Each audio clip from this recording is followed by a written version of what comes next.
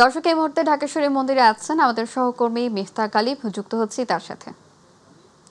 গালিব, প্রতিমা বিসর্জনের মধ্য দিয়ে শেষ হচ্ছে শারদীয় দুর্গোৎসব, তো সেখানকার প্রস্তুতি কেমন দেখছেন আমাদেরকে সে সম্পর্কে জানাবেন।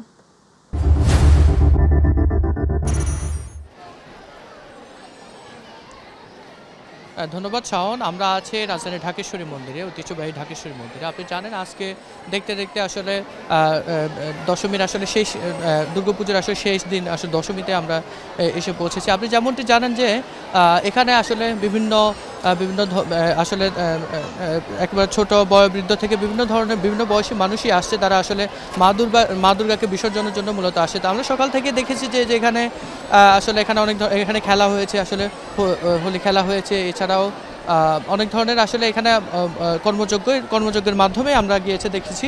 এবং এখানে আজকে শেষ দিন, যেমন তারা গত 5 দিন তারা আনন্দ করেছে, আজকে শেষ দিন তারা বিষাদেও তারা যাচ্ছে।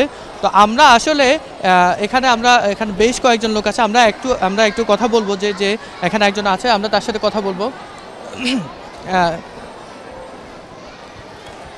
এখানে আছে যে কেমন আছেন? হ্যাঁ, আসলে এই যে আজকে আসলে দেখতে দেখতে দুর্গাপূজা সেই দশমী, হ্যাঁ দশমী, মা দুর্গার কাছে আসলে আপনারা কি প্রত্যাশা করেছেন এবং কি প্রার্থনা করেছেন, একটু যদি আমাদেরকে জানান। হ্যাঁ মা দুর্গার কাছে দশমীতে চেয়েছি যে আমরা মায়েরই পরিবার, বাংলাদেশে আমরা সবাই যারা আছি সবাই আমরা মায়ের পরিবার, এবং সকলে যেন আমরা শান্তিমতো দেশে বসবাস করতে মার কাছে যেন এই প্রার্থনা করেছি, যেমন আমরা আগামী বছর বিসর্জন এইভাবে সপ্তমী, নবমী, অষ্টমী যেন আমরা ভালো করে করতে পারি।